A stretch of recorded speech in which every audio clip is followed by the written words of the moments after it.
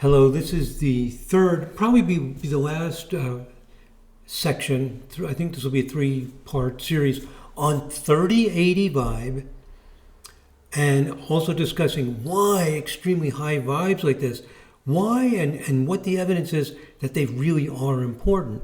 And what we're looking at now is the final data from this exploratory research to see what these songwriters have in common. In the research that was done years ago, found 55 vibration.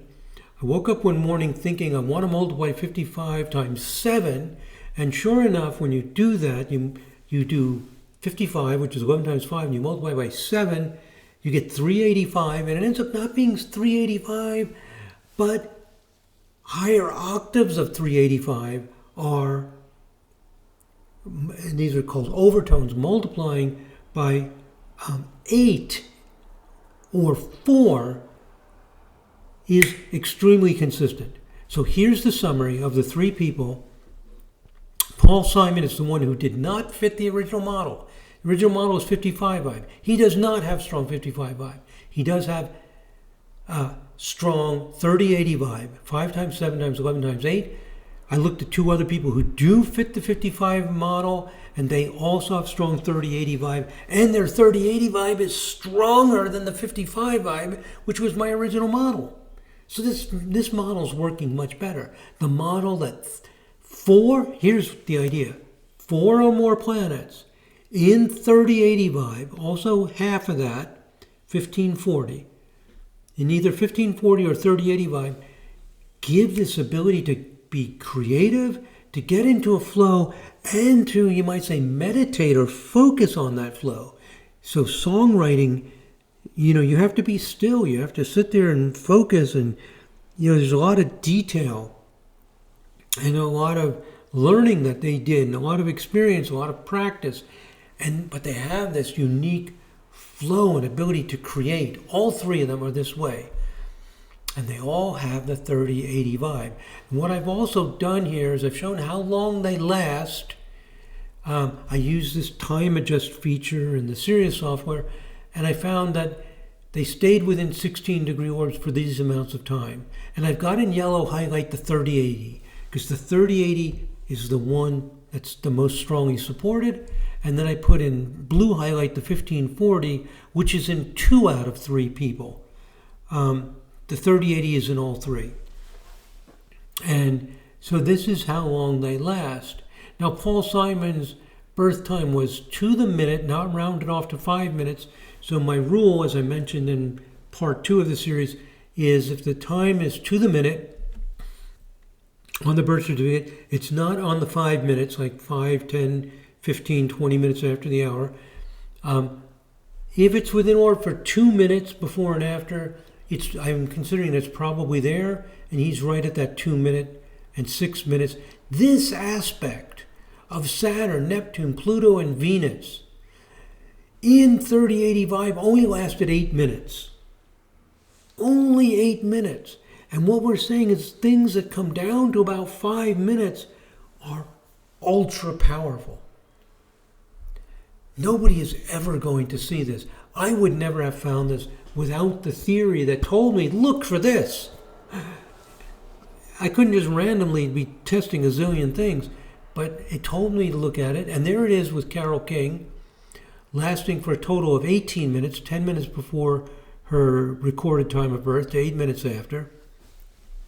And with Bob Dylan, he has 5 planets in 3080 vibration, lasting from 12 minutes before to 5 minutes after. Now, I put an asterisk here, noting that 4 of the 5 planets stayed within orb for this time period. Not all 5, but 4 of the 5 were there in 3080 vibe from 12 minutes before to 5 minutes after, meaning that our criterion of 4 planets in 3080 vibe was there. So they did not fly by in a minute, and they were not at the very end of that time period that we allow to be in orb. So they all meet our criterion for being in 3080 vibe. Wow. And then, of course, we're interested in if the planets are similar. So I color-coded Neptune and Pluto in green show up with Paul Simon and Carole King in 3080 vibe, but Bob Dylan does not have Neptune or Pluto. So the planets are not always the same. Venus, which I put in this italicized kind of burgundy color, I guess you could call it, shows up with Paul Simon, shows up with Carole King and Bob Dylan in 1540 vibe, which is extremely similar to 3080. So Venus is showing up pretty regularly, and the only planet that shows up in all three charts in 3080 vibe is Saturn. So we see Saturn in this purple color, Saturn, and bold Saturn, Saturn, Saturn. Okay, so, you can look at the planets. The planets are a little bit consistent. I put Mars in red. You can see it showing up in Carole King and Bob Dylan, but not Paul Simon. Some similarities. So the planets do not have to be exactly the same. Saturn is the only planet that's consistent for all three charts. The main thing is having 30-40 vibration. Okay. And again, these orbs, I want to emphasize this, these orbs, I've got a note down here. When I say 6 minutes and 2 minutes, those are actually I believe are not the correct orbs. It's the best I can do quickly now without having software to do this nicely, because what I'm doing is the time adjust. But what I personally suspect is, let's say over 20 minutes, in this case, this 1540 vibe from 20 minutes before. The speed of the planets 20 minutes before birth is different than at the birth time. Planets are speeding up or slowing down. Now, they only speed up or slow down a small amount by 20 minutes, but we're talking about something with tiny, tiny orbs. It's just like zooming in. So that little bit of difference in speed does affect the time. And I've done some calculations which show that it really does affect it. So these are approximate orbs. I believe that what we should do is this. We should take the speed of the planet. This is just my guess. We take the speed of the planet, the exact speed of the planet at that moment, which we do have, the software calculates it, what that speed is. And at that speed, at the moment of birth, how long would it last if the planet was at that speed? Because it's showing how fast the planets are moving in relationship to each other. So if I have a planet moving slowly, like my hand here, and I have another planet moving faster, how quickly does it go by? Is it like so fast you can't even see it, or is it just going only slightly faster?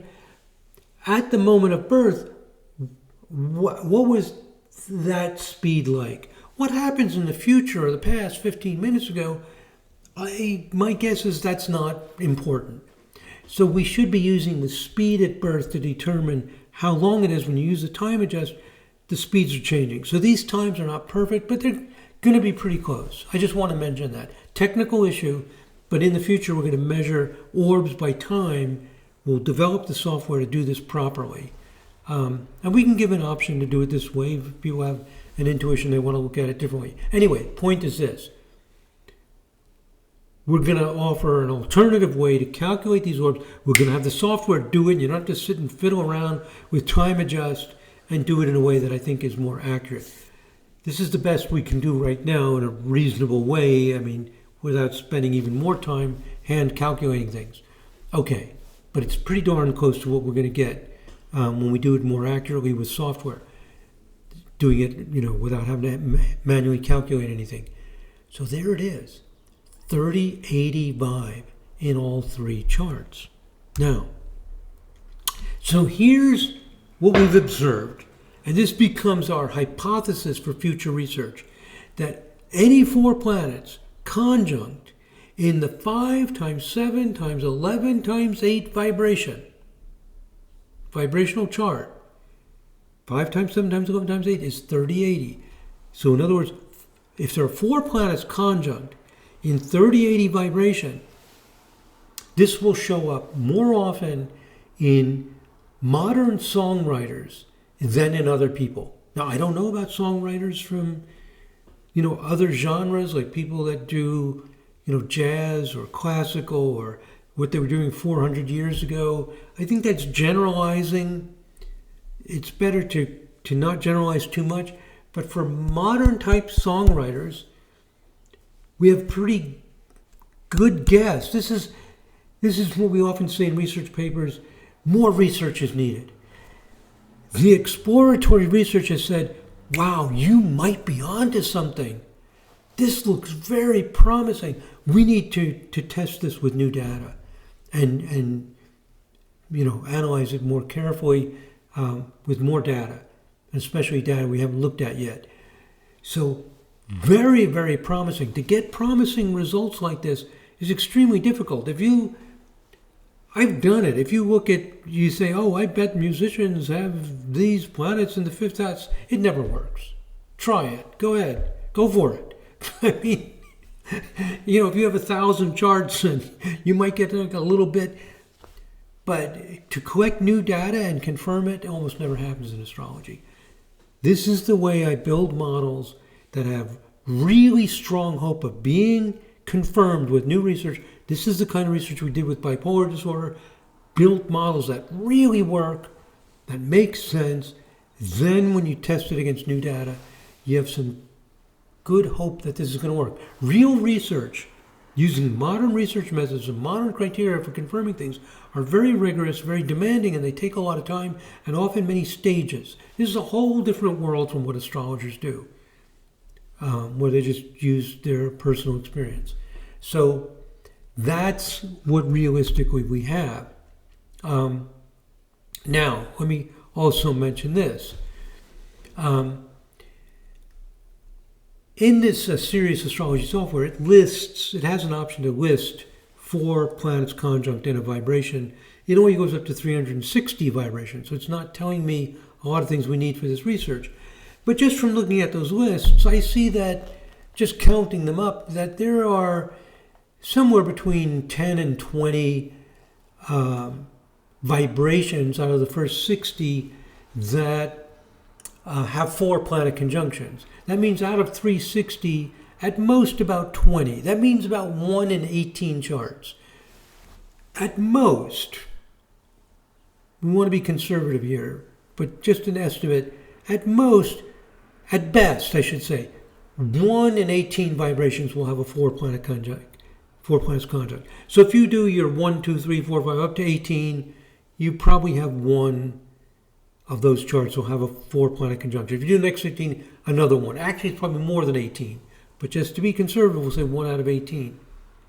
For 3 charts in a row that I've never looked at these vibrations before, for them to have, all 3 to have 4 or more planets in 3080 vibration, the probability of that is 1/18 times 1/18 times 1/18 is 1 in about 6,000. The probability I would find this in 3 charts in a row is about 1 in 6,000. Now, a lot of astrology researchers that I know, they would get a result like this using ideas that they like. They're a little skeptical of my 3080 vibration, skeptical to put it mildly. So, but if it was based on zodiac signs or houses or things that they believe in, they would go, oh my God, I've got to publish this. This is important. This is a great finding. No, it's not a great finding. So some astrologers would say 1 in 6,000 is a spectacular finding, but it's not spectacular. It's exciting. It's promising. It's not anywhere near definitive because it's exploratory research. I was looking at many things. I was looking at the 77 vibe, higher overtones of 55 vibe. My main interest was 385, 5 times 7 times 11, but it was a higher octave of 385. So I'm looking at many possibilities. It's exploratory research to see if I can find something consistent. In exploratory research, it's not that important to talk about statistical significance. You just want to know what the probability is. 1 out of 6,000. Yes, you want to know that. That's telling me, oh my God, not only does this feel right in terms of theory, that you wake up in the morning and say, I bet 5 times 7 times 11 is important for songwriters, and I have a hunch that that's working for Paul Simon. Well, maybe that was a psychic intuition. Who knows? We don't know. Maybe it's like divination. Who knows? It's just to build a model. What I've experienced doing this for decades is, no, it's not divination. These things work. And we're getting very promising evidence. So what I'm trying to say is this, in short. This research shows great promise that this is actually happening. And to actually find a measurable effect in astrology is history making. It changes our understanding of psychology, changes many fields of academia. It's a massively staggering idea. So this is showing that this is very, very promising, and we found measurable results with the strict hypothesis test with the same exact ideas in the bipolar disorder research. So this is not the first time. This is not our initial thing. This is applying the same principles we found in other research where we did gather new data. We did a strict hypothesis test, and we're applying it to another situation of songwriters and getting very positive results. This is exciting. This is at a whole new level, way beyond anything going on in astrology, that we have a whole new framework for understanding.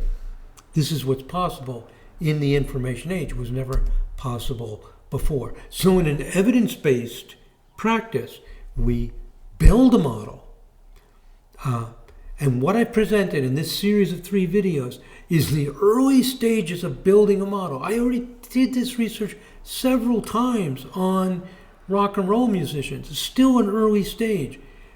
Building that model, finding consistent results, improving the model. Now it's better than it was before. This 30-80 vibration it's giving us more consistent, solid results, better than the original theory of 55 vibration for songwriters. And now we need to test it with new data. We need to get more data of contemporary songwriters. We need AA data because these things fly by. We can't use A data, B data. We need AA from a birth certificate, preferably not rounded off to 15 minutes or a half hour, so that we have more confidence that the time is accurate. And then we have to see how long it lasts and make sure it's there. Like if the moon is involved, it's going to fly by too fast to even know if it's there, because the time is not recorded within, say, 5 seconds. And when the moon's involved, it can fly, the whole thing can just disappear in, like, I haven't tested it, but probably 5 seconds or so. So anyway, we need to collect the data, do the tests. We need good data, AA data. And if it's confirmed, then we have confirmation at the level that professional organizations would authorize practitioners to use those ideas. And we're well on our way. And we have, because of the previous research on bipolar disorder and other research, that adds confidence that this theoretical framework actually works. Okay. I want to mention this also, that in early stages of research, to find these consistent patterns requires theory. I would have never found this doing pure data mining with almost no theory. Some people think, oh, just have a fancy computer, go, software, do data mining, do, artificial neural networks, or SVMs, or random forests. These are different kinds of machine learning algorithms. Just apply it, have it look at every possible combination. But if you're guided by theory, it's much faster. It's the same way they found out where Neptune is, or that's how they found out where Ceres is, this asteroid Ceres, or Pluto. You see effects on an orbit, you have a theory, you know where to look. So the theory is telling us where to look, we find it. So having theory and having somebody with what we call content expertise, somebody who has expertise in, well, here we're using vibrational astrology to feel through it, to know what to look for. This is very important in this kind of exploratory research. Now that we've gotten this far, we're ready to do, statistical analysis where we need experts in research methods. But this level of research is largely dependent on having good theory, content expertise, a lot of patience, a lot of exploration, and a lot of integrity and honesty in what you're seeing. Okay, so my last paragraph here: blind data mining with very little theory behind it is not always the best way to find a needle in a haystack among the endless numbers of astrological ideas. Exploratory research guided by theory is often very effective, and that's what we're doing here in these levels of research. And as I've mentioned several times, the need for software. I am writing software. It's going to be inexpensive, and it's going to do the kind of calculations we need to find these kind of things. We expect the software to be out in 2026, the first versions of it, and start having some of these features. And Linda Berry has the Frequency Finder program in the description below. I'll give a link to her website, and you can contact her about it. Frequency Finder is an option to the Sirius software, which has a lot of good vibrational astrology features, and a future version of Frequency Finder coming out in 2025, probably summer of 2025, will have the ability to find these things we call fractal patterns and a lot of the kinds of things we're talking about. The Sirius software is not inexpensive, plus you have to buy Frequency Finder, but we're getting the ability to get this kind of information. The software I'm writing is going to be called Galaxy, and like I said, it will come out next year. And things like Frequency Finder will attach on to Galaxy, so if you want to use Frequency Finder, you could use that with this Galaxy program, which will be very inexpensive, easily available. It only runs on certain kinds of computers. The Galaxy program is going to start out as a Windows program. If you don't use Windows, this won't help.